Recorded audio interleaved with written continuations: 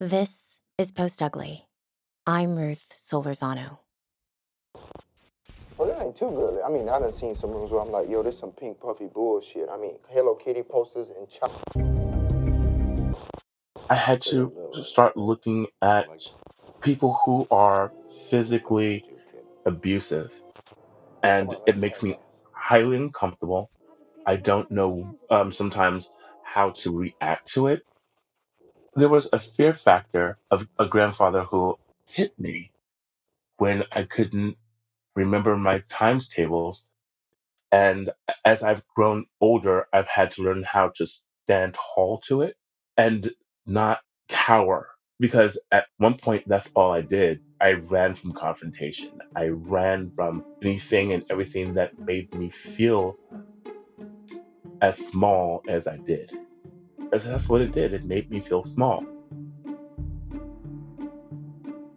In 1915, Walter Cannon coined the term fight or flight, intended to describe an animal's response to threats. He argued that not only physical, but also psychological emergencies release adrenaline into the bloodstream. The psychological changes that occur during the fight or flight response quickly activate, increasing strength and speed. However, what's overlooked is the fact that many also play dead, or simply freeze. I am 53 years old and I have to think about multiplication tables. I work with money on a regular basis. I'm good at my job. I just have to think harder about what's 6 times 7, or which in my mind's eye is like, it'll come to me 42. For some people, it's just an automatic thing. For me, it's just crap. I need to actually think about this. If you have triggers and it's possible to avoid those without being too disruptive to your life, then that's perfectly legitimate. This is Dr. Jennifer Lansford. She's a research professor at the Sanford School of Public Policy at Duke University and a faculty fellow at the Center for Child and Family Policy. If you recognize that you have triggers, but it's impossible to ignore them without causing disruption, therapists sometimes do things like systematic desensitization, for example, where if someone is triggered by an experience or a place, they'll work with the person in therapy to sort of a little bit at a time get used to being in that place or get used to being in that situation with other supports nearby. Whatever is the trigger becomes less triggering over time.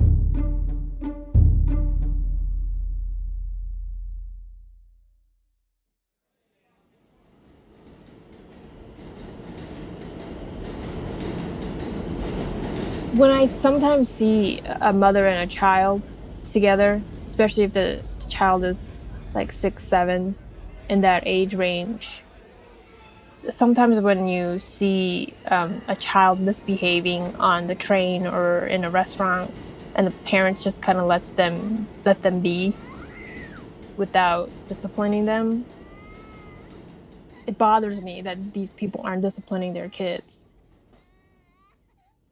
And this is one reason why I don't think I can have kids.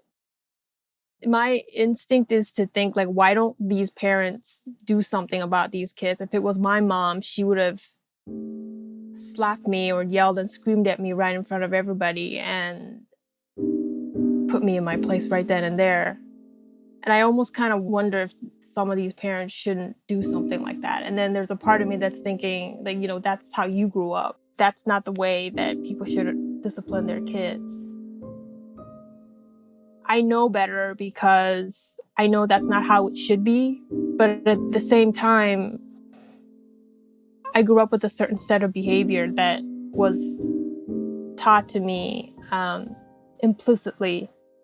And I don't know if I'm someone that could break the cycle or not. I think part of breaking cycles of abuse is, well, one, making a conscious choice and recognizing that this was a traumatic thing that happened to me and I don't want to repeat that in my own future relationships.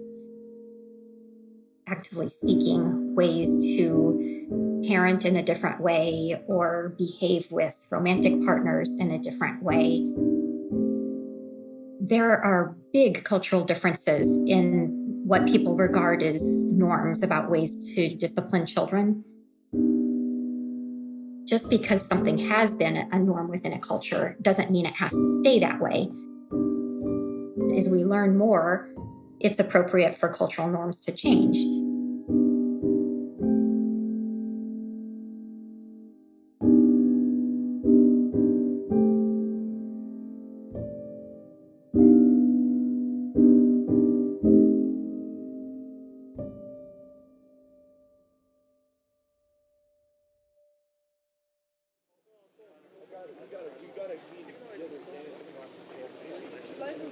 Once I went to college, I get a little room to process what had happened. And all of a sudden, like the ideas of talent. Am I talented? My self-esteem literally tanked because I wasn't getting the same attention that I had always been used to. I was constantly very angry about it because I never should have gotten any of that attention at all. So I always felt like kind of crippled by it. Like I could never tell if I was doing a good job or not. I started to become very envious of other people. And to me, envy and jealousy are different things, right? Jealousy involves three people, me and person B, and then person C comes along and threatens my relationship with person B. I mean, I grew up feeling jealousy all the time because of my situation. Every new kid that came into the room, I thought, maybe that's going to take away my relationship with this artistic director. But envy was like a whole new feeling, and I think it was even more damaging, which was that, for instance, I had a friend in college, a good friend, and she has a really healthy, happy relationship with her parents. And I remember the feeling of seeing them together and just wanting so badly to have that and feeling robbed because I didn't. And feeling robbed that like every memory that I have from high school feels tainted. Like I look at old pictures of myself at shows and like what I'm seeing is like a lie. I'm seeing somebody who's like smiling and happy but I know like how painful that was. Numerous studies have found that child maltreatment and abuse have far-reaching impacts. They can alter your social emotion and affect one's normal development of physical and mental health. Among all types of social emotion, envy is both typical and common, with widespread effects. Studies using brain imaging have found that any kind of envy will elicit activity in the anterior cingulate cortex, which is involved with emotion formation and social pain.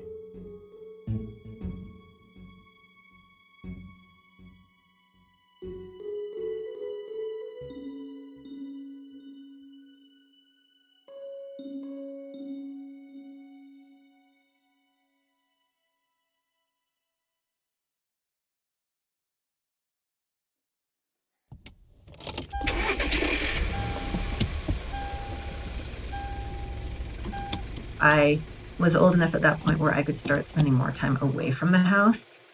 I babysat a lot. I started going to friends' houses and staying over there a lot.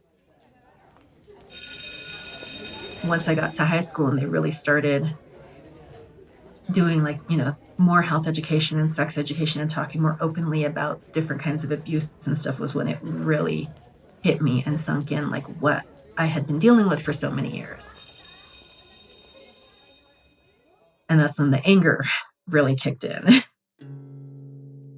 At that point, any inappropriate comments he would still make, anything like that, I would push back, yell back, really started acting out.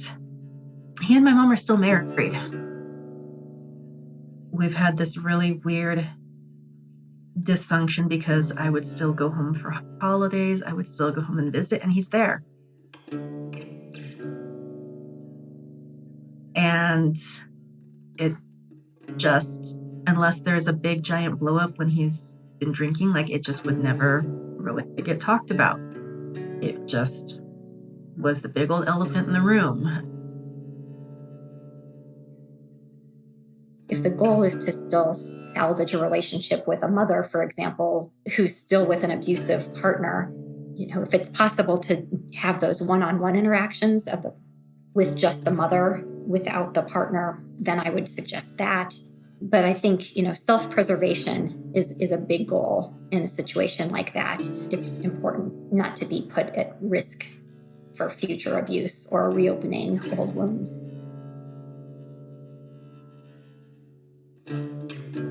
I don't have a relationship with my older siblings. One of them is on the streets.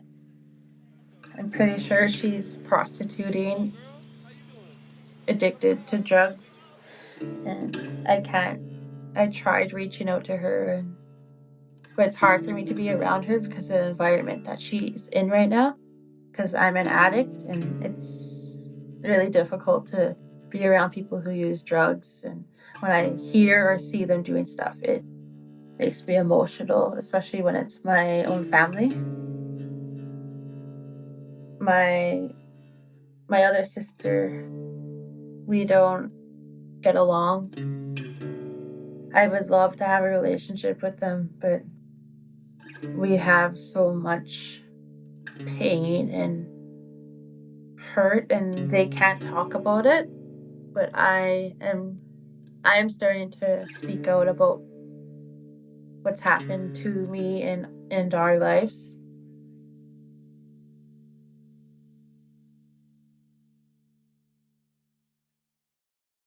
Confronting your inner demons while pushing past learned behavior isn't easy.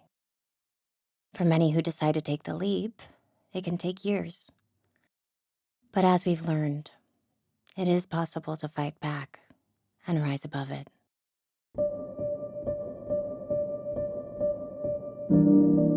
The guest speaker for this episode is Dr. Jennifer Lansford. She's a research professor at the Sanford School of Public Policy at Duke University and a faculty fellow at the Center for Child and Family Policy. If you know of a child being abused, please report it to your local Children's Advocacy Center or call 1-800-4-A-CHILD. Original music and sound production by Hugo Fowler. This show was produced and edited by me, Ruth Solorzano.